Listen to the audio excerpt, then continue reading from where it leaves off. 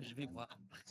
C'est vrai, c'est un exercice un peu difficile, mais je vais essayer de le faire sous l'angle du clinicien, à partir de certains patients que j'ai eu à voir ou des comportements un peu particuliers, pour essayer de discuter cette relation si étroite entre le mouvement, la cognition et l'émotion, avec l'interface que pourrait représenter le mouvement, particulièrement avec les aspects psychiatriques. Alors, ma première diapositive, juste pour vous montrer alors ce qu'il avait dit David Marsden, qui est un des neurologues les plus connus du XXe siècle, et c'est le père de la pathologie du mouvement normaux sous l'ère moderne. Alors, il avait dit que le mouvement, c'est un des ponts solides entre la neurologie et la psychiatrie. Alors, pourquoi? Parce que à travers le mouvement, on peut comprendre beaucoup de choses qui sont relatives à la cognition et à l'émotion. Alors, quelques exemples, par exemple, le fait de voir le mouvement ou les gestes d'une personne, on peut avoir déjà une idée sur son état un petit peu psychologique sous-jacent. On va essayer de le démontrer. Alors, aussi, on connaît très bien qu'il y a pas mal de pathologies psychiatriques où il y a des anomalies du mouvement indépendamment du traitement neuroleptique.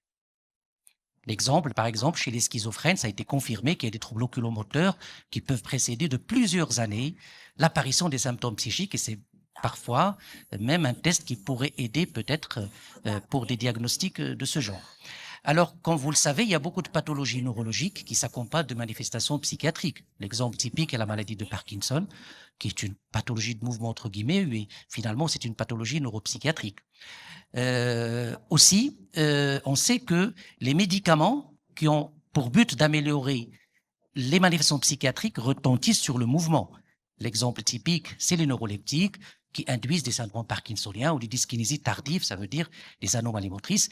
Et finalement, le cas particulier des troubles neurologiques fonctionnels, il y aura une session dédiée pour ça, et où il y a des anomalies du registre fonctionnel qui sont généralement axées sur le mouvement. C'est rare d'avoir des déficits cognitifs fonctionnels ou des déficits sensitifs fonctionnels. C'est souvent des paralysies, des mouvements normaux, avec bien fréquemment des anomalies psychologiques sous-jacentes qui feront aussi le lien entre les deux éléments. Donc, je vais essayer de faire quelques allers-retours à travers quelques cas cliniques personnels, mais aussi de la littérature, pour essayer d'expliquer cette relation si étroite. Alors, je commence par ce patient que j'avais vu en 2011, parce qu'il avait fait une encéphalite avec une atteinte particulière des deux têtes des noyaux codés. Et puis, c'est un patient qui n'avait pas d'antécédents neurologiques, il s'est amélioré sous corticoïdes et est devenu asymptomatique. Et puis, un mois après, il commence à faire, je passe rapidement la vidéo, voilà, des mouvements involontaires que vous allez deviner là, c'est assez facile à reconnaître, c'est plutôt une envie de bouger, voilà, avec des grimaces répétées, avec un urge de move, qui sont typiques de tics. Donc, on lui demande de les arrêter, il les arrête, mais il décrit clairement qu'il y a une sensation prémonitoire de les faire, et donc le diagnostic de tic peut être posé. Mais ce qui est particulier, c'est que ce patient n'avait pas que des tics. Il avait aussi une envie de toucher les autres, ce qu'on appelle un phénomène de touching. Il disait des obscénités, mais ça fait partie un petit peu des tics vocaux, peut-être un peu complexes. Il a développé des troubles obsessifs compulsifs sous forme de compulsion, de faire un arrangement, parfois de compter. Chaque fois qu'il passe à côté de quelque chose, il va le compter 1, 2, 3, 4, 5 et ainsi de suite. Et puis, je l'avais traité par clozapine. On peut se demander pourquoi clozapine d'emblée. C'est parce que ma crainte, c'était d'entraîner des tics tardifs induits par les neuroleptiques. C'était la seule molécule disponible à l'époque qui n'entraînait pas de troubles du mouvement. Donc là, c'est un patient finalement qui a fait un tableau de Gilles de la Tourette avec des tics complexes et une comorbidité psychiatrique sous forme de troubles obsessifs compulsifs. Et je ne l'ai pas revu pendant 10 ans. Je l'ai rencontré il y a quelques mois. Il est revenu me voir. Il y a peu de tics sur la vidéo, mais c'est un patient qui venait toujours avec sa sœur, dont la personnalité l'a totalement changé. Il est devenu impulsif. Et d'ailleurs, il venait de faire de la prison pendant 2 ans parce qu'il a agressé son ami parce qu'il n'a pas voulu l'épouser. Alors que pour sa sœur, c'était quelqu'un de très docile. Et depuis ces lésions, donc il a totalement changé sa personnalité. Donc là, c'est une observation pour vous dire un petit peu cette relation si étroite entre l'atteinte des noyaux gris centraux et l'apparition de manifestations. J'ai aussi un poster que j'ai pris, donc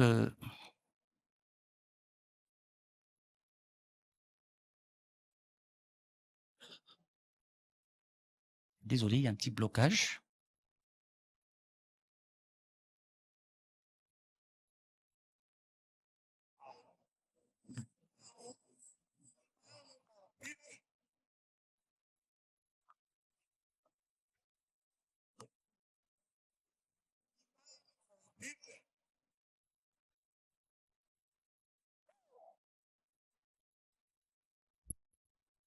Les vidéos, c'est toujours comme ça. Parfois, il y a des...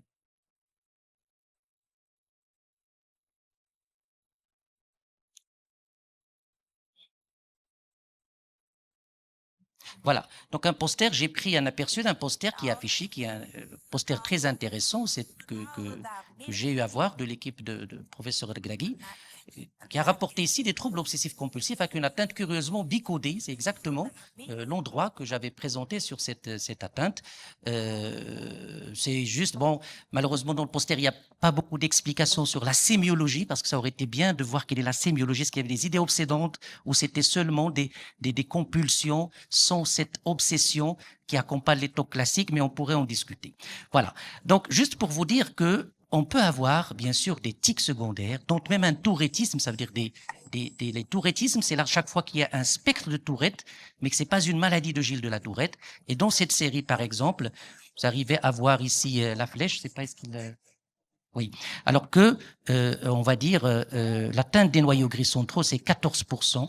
On peut avoir des tics par atteinte des noyaux codés, on peut avoir des tourettismes, on peut avoir des TOC par atteinte des noyaux gris centraux, et même dans les modèles de syndrome de Gilles de la Tourette, généralement, il y a des anomalies de volume des noyaux gris centraux, dont les noyaux codés. Donc ça donne déjà une idée sur l'implication des noyaux gris, notamment de la tête des noyaux codés, parce que c'est le côté associatif du striatum, on va en parler. C'est-à-dire, il y a un aspect cognitif et limbique de cet endroit par rapport à l'atteinte des noyaux gris centraux. Alors, j'ai essayé aussi de voir le livre principal de professeur Emily Kriplin, comme vous le connaissez, une grande psychiatre, qui avait décrit déjà, si vous pouvez voir ici la date, en 1916, ça veut dire avant l'ère des traitements, parce que je vous rappelle que les premiers traitements, la réserpine, c'était dans les années 50, de même que la chlorpromazine, c'est-à-dire l'argactyle, c'était dans les années 50. C'est-à-dire en 1916, il avait déjà décrit des anomalies du mouvement chez les schizophrènes sous forme de maniérisme, avec parfois comme vous pouvez voir ici, des clonies un peu bizarres. Ça m'a beaucoup intéressé, ces phénomènes spasmodiques que présentent les schizophrènes.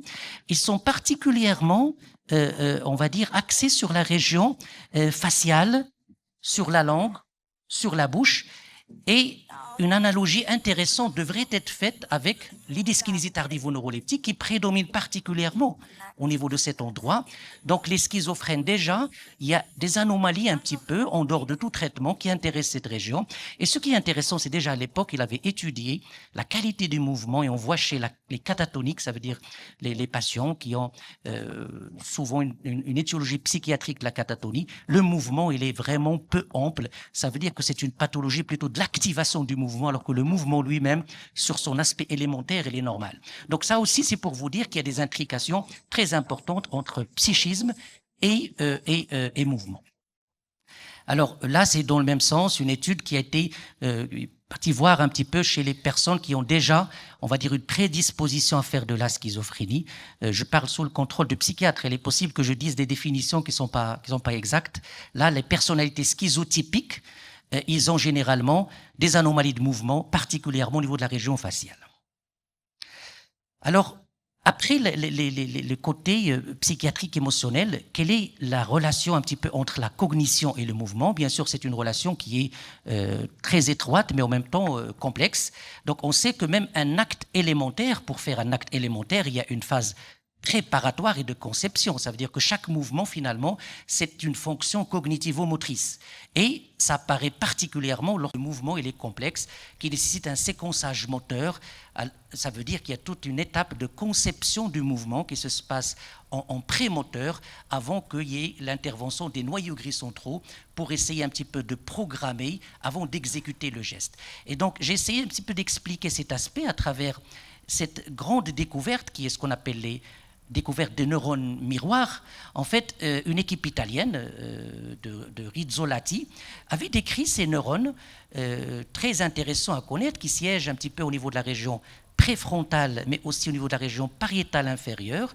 Alors, ces neurones sont activés lorsqu'on fait un mouvement, mais surtout lorsqu'on va voir quelqu'un faire un mouvement. C'est-à-dire le fait d'observer quelqu'un faire un mouvement, il y a une décharge de ces neurones parce qu'ils vont prendre un petit peu l'ensemble du mouvement, ils vont le décoder, ils vont donner une signification d'abord par rapport à l'intention de l'autre de faire ce mouvement, et on comprend très bien des neurones qui interviennent dans la compréhension de l'intention de l'autre. C'est très important pour les aspects de la cognition sociale et particulièrement de la théorie d'esprit, mais aussi ça permet un petit peu de coder les informations émotionnelles que présente l'autre à travers le mouvement, et c'est très important pour les processus de l'empathie. Alors, bien entendu, vous allez voir qu'on est devant un acte qui est purement moteur en apparence, mais qu'il y ait quand même des conséquences par rapport à la réflexion intentionnelle, mais aussi limbique, émotionnel qui peut accompagner ce processus qui, en apparence, paraît seulement moteur élémentaire. Alors, aussi, je vais essayer un petit peu de présenter quelques aspects de quelques pathologies que j'ai à voir pour montrer un petit peu cette relation si étroite entre le côté moteur, cognitif et psychologique.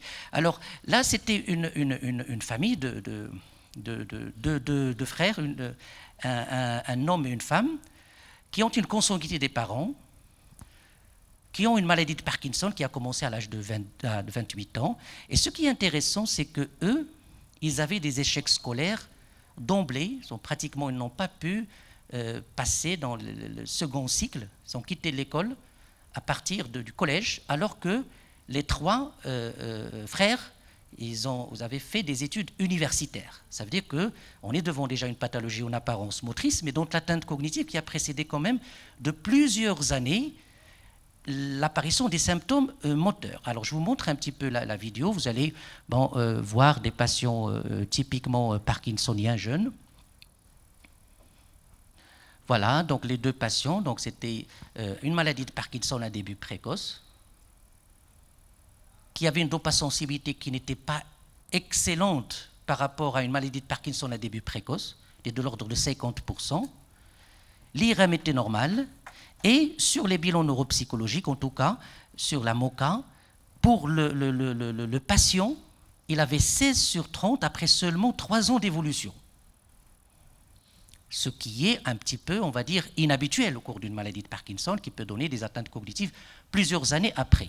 Alors, aussi, chez ce patient, il avait des troubles du registre psychocomportemental à type d'hypersexualité, mais parfois des masturbations devant toute la famille. Ça veut dire qu'il y avait aussi des aspects psychologiques, peut-être où la cognition qui est déficitaire n'a pas permis un petit peu de bloquer ces comportements. En tout cas, c'est un patient, une famille qui avait une mutation d'un gène très rare qu'on appelle le DG1, c'est le PARC7 sous la classification des maladies de Parkinson génétiques. Et c'est une mutation qui n'est jamais décrite en Afrique, c'est la première qu'on avait retrouvée.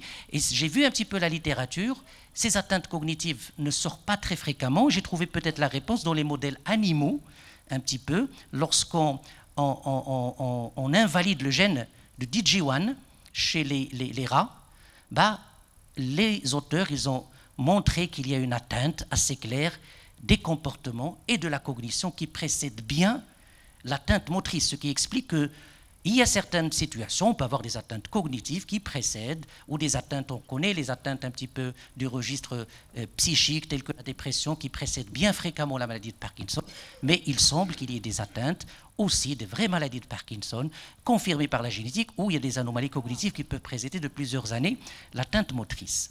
Alors un autre cas, un petit peu de l'intrigation, alors une patiente qui a un syndrome assez facile à reconnaître sur le plan phénotypique. Elle a 49 ans, il a une dystonie avec des myoclonies. Vous allez voir, il y a une déviation de la tête, beaucoup de myoclonies, et ça évolue depuis l'âge de 15 ans. C'est très chronique et pourtant ça reste avec une autonomie, compatible avec une autonomie. Voilà, c'est un syndrome, ce qu'on appelle un syndrome de dystonie myoclonique. C'est typiquement le parcours de ces patients, c'est très chronique, sans atteinte généralement des membres inférieurs. Alors cette patiente, elle avait une cognition normale, et puis, sur le plan génétique, elle avait une mutation d'un gène, une mutation ponctuelle d'un gène qui est l'epsilon sarcoglycane. Et cette patiente, elle avait des troubles obsessifs compulsifs de lavage qui étaient très très importants, et aussi de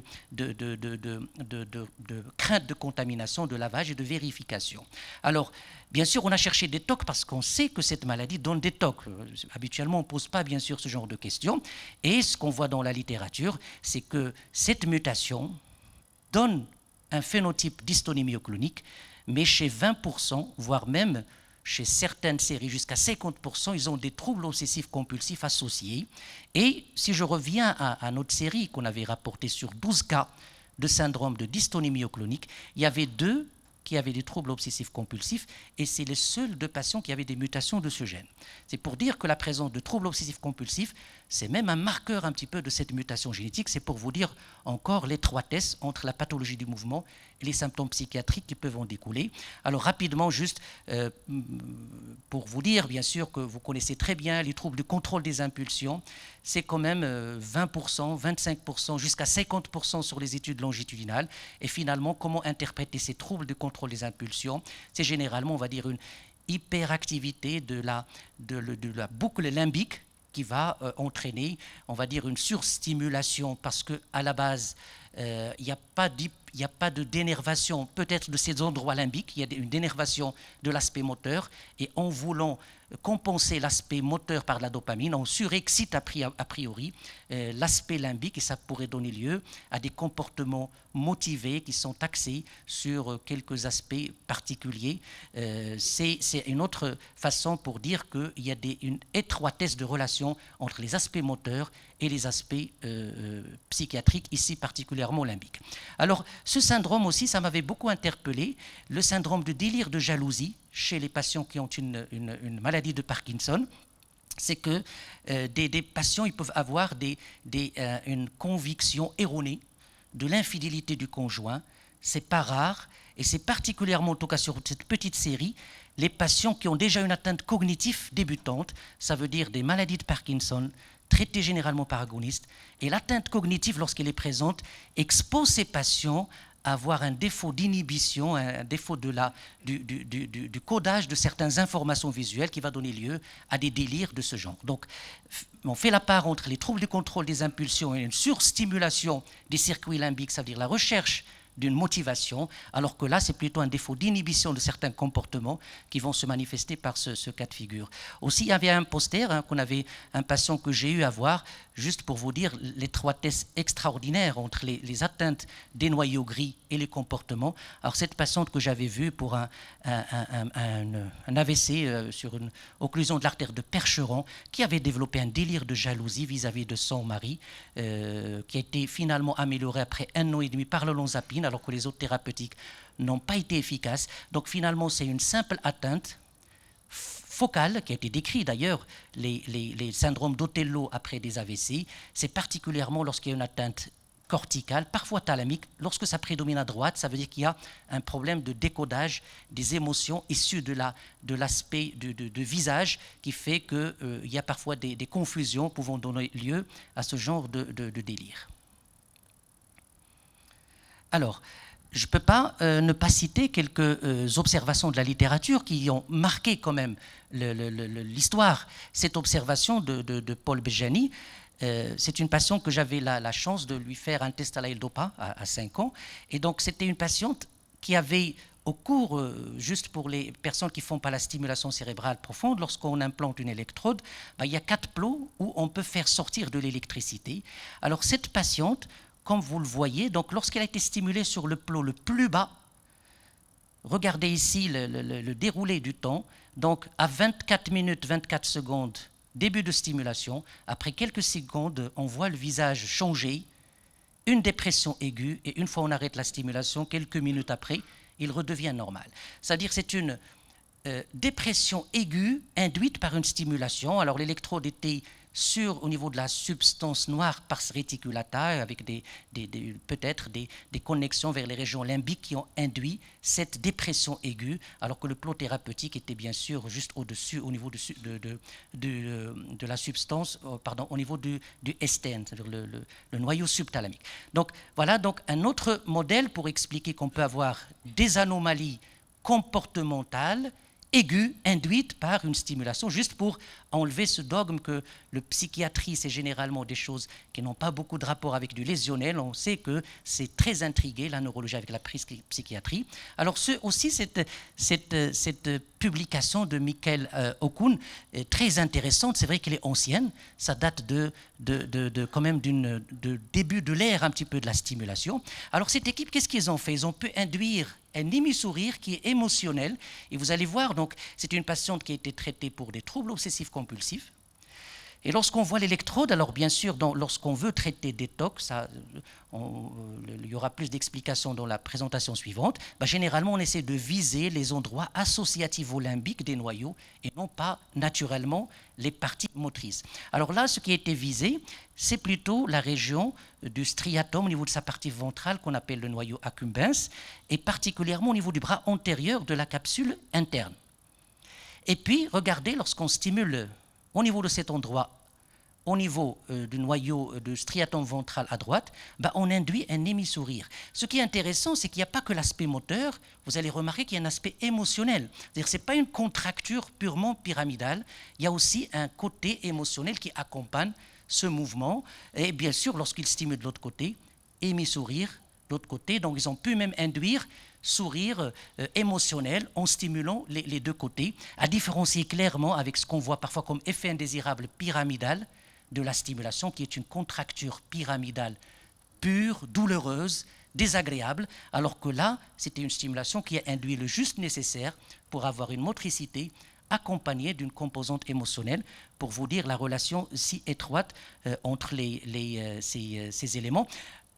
On a même envie de dire que peut-être que le faisceau pyramidal, alors qu'on a l'impression qu'il véhicule seulement la motricité, c'est finalement la conjoncture des aspects finaux de la cognition et de l'émotion.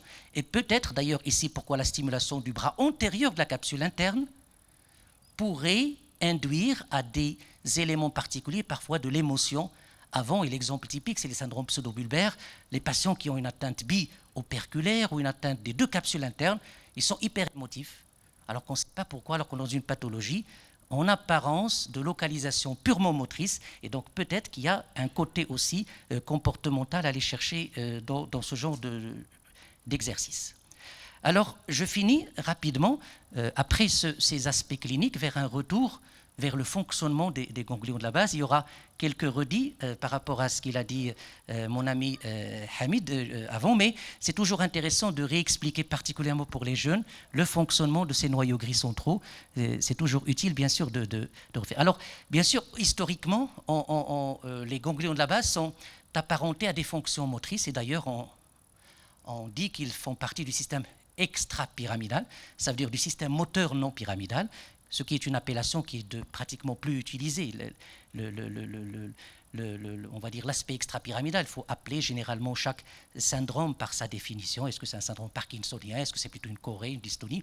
Mais donc, habituellement, les ganglions de la base sont plutôt annexés à l'aspect moteur, mais vous avez bien compris qu'il n'y a pas que l'aspect moteur, il y a les aspects cognitifs élaborés, des aspects, bien sûr, de gestion du comportement, ce qui explique que finalement ces noyaux gris centraux sont certes impliqués dans les maladies neurologiques telles que la maladie de Parkinson ou la maladie d'Huntington, mais aussi dans des pathologies psychiatriques telles que les troubles obsessifs compulsifs. Alors, ça a été déjà discuté que finalement il y a 3 territoires fonctionnels.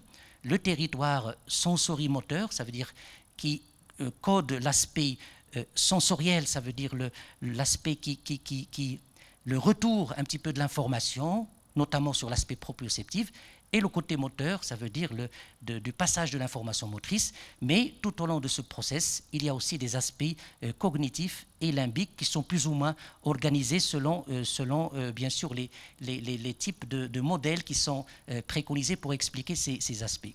Alors, bien sûr, si vous voyez la littérature, vous allez trouver que chez certains patients, notamment la stimulation cérébrale profonde, ça peut induire des aspects comportementaux très divers, tels que de la manie, parfois des états dépressifs aigus, de l'hypomanie, de l'apathie, qui est un grand problème, par exemple chez les Parkinsoniens stimulés. On met une électrode au niveau du noyau subthalamique. Sur le plan moteur, il est très bien, mais il est émoussé sur le plan affectif. C'est que finalement, il a une motricité intéressante, mais qui n'a pas la motivation de l'utiliser. Et c'est une des complications les plus importantes et un défi chez les patients sous stimulation cérébrale profonde. Et je pense que mes collègues, ils remarquent beaucoup ce genre de patients. Si on fait des scores purs UPDRS, ils sont à 70% d'amélioration. Mais si on voit est-ce que ça leur convient cette motricité, pour eux, ils ont un vide un peu mental par rapport à expliquer ce qu'il a l'intérêt ou pas de cette stimulation cérébrale. Quelques rappels d'anatomie. Voilà, donc ça vous connaissez. Les noyaux gris centraux ou les ganglions de la base, c'est à peu près, on va dire, la même dénomination. Il est préférable d'utiliser les ganglions de la base parce que ça apporte plus une définition fonctionnelle qu'anatomique. Et puis, bien sûr, il y a le noyau codé avec le putamen qui forme le striatum. Alors le pallidum, au niveau de sa partie externe et puis de sa partie interne, sont deux noyaux très différents. La substance noire, il y en a deux parties. Il y a une partie un peu supérieure qui est la pars reticulata, qui a à peu près le même fonctionnement que le globus pallidus interne, et une au-dessus qui est la partie compacta, qui est riche en dopamine. C'est elle qui donne de la dopamine pour le fonctionnement striatal. Et puis un tout petit noyau, finalement, juste de part et d'autre des noyaux rouges, qui est le noyau subthalamique, qui est tellement petit, mais dont le fonctionnement est peut-être et certainement très, très, très important dans les processus moteurs et émotionnels. Alors, bien sûr, un rappel, comment ça fonctionne.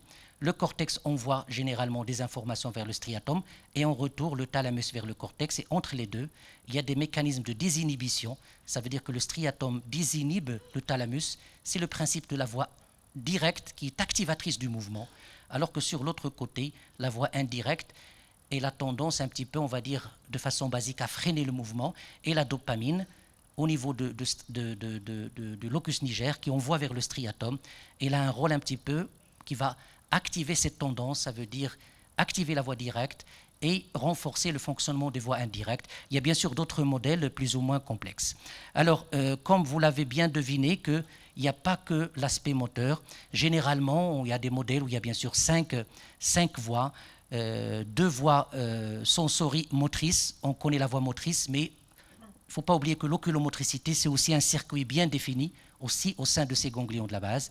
Le côté associatif, il y a deux voies, celle qui part de la région préfrontale dorsolatérale et l'autre qui part au niveau de la région orbitofrontale latérale. La région limbique, le point de départ, c'est plutôt la région singulaire antérieure et orbitofrontale au niveau de sa partie médiale.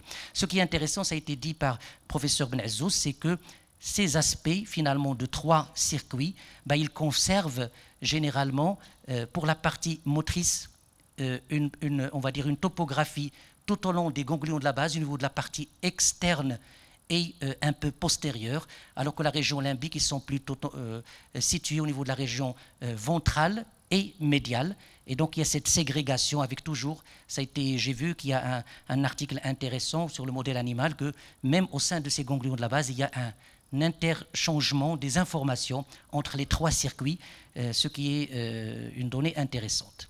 Alors, il me reste deux diapos juste pour vous expliquer finalement comment on explique un petit peu la physiopathologie des pathologies de mouvement sur ces modèles. C'est plus un petit peu pour les plus jeunes. Alors, un sujet normal, la substance noire, c'est la voie, on va dire la voie nigrostriatale, la dopamine, vers le putamen. Alors il y a deux voies, il y a une voie directe, médiée généralement par les récepteurs dopaminergiques D1, qui part vers le globus pallidus, puis le thalamus et puis le cortex moteur, et puis la voie indirecte. Alors au cours de la maladie de Parkinson, de par cette atteinte de cette dénervation dopaminergique, on aura un hypofonctionnement de cette voie directe qui est activatrice du mouvement, donc on va avoir un défaut de l'activation du mouvement, et puis une hyperactivité de cette voie indirecte qui à la base freine, va devenir encore plus hyperactif. Donc finalement, on aura l'explication un peu de la kinésie, mais on n'aura pas bien sûr l'explication du tremblement, etc. Donc la physiopathologie est bien plus complexe et on comprend bien que la stimulation de ce noyau subthalamique va finalement diminuer son activité, il va libérer un petit peu les voies en aval, ce qui explique l'amélioration de ces symptômes. Dans les modèles un petit peu des mouvements hyperkinétiques, que ce soit le Huntington ou le lémibalisme, c'est un peu l'inverse, avec une hyperactivité plutôt de cette voie directe ou une hypoactivité de la voie indirecte. Alors, les mêmes modèles un petit peu en psychiatrie, ça va être l'introduction, bien sûr, pour la communication suivante. Donc, en conclusion, l'idée, c'était pour vous dire que l'étude de cette relation entre le mouvement, l'émotion et la cognition, c'est quelque chose de très pertinent mais complexe, et que finalement, les ganglions de la base, de par on va dire leur anatomie, qui est, on va dire, limitée dans l'espace, avec une conjonction de plusieurs informations, explique que des lésions des noyaux gris centraux peuvent avoir des anomalies sur l'aspect moteur mais aussi émotionnel, et que ça permet un petit peu de comprendre beaucoup de pathologies neurologiques du mouvement, mais aussi beaucoup d'autres pathologies psychiatriques. Et puis pour finir, pour dire que c'est vrai qu'il y avait la neuropsychiatrie qui a été un petit peu quelque part dans les années 70, il y avait les neurologues et les psychiatres, et là il y a un terrain d'entente très intéressant de la collaboration entre neurologues et psychiatres par rapport à ces aspects de fonctionnement des ganglions de la base. Je vous remercie.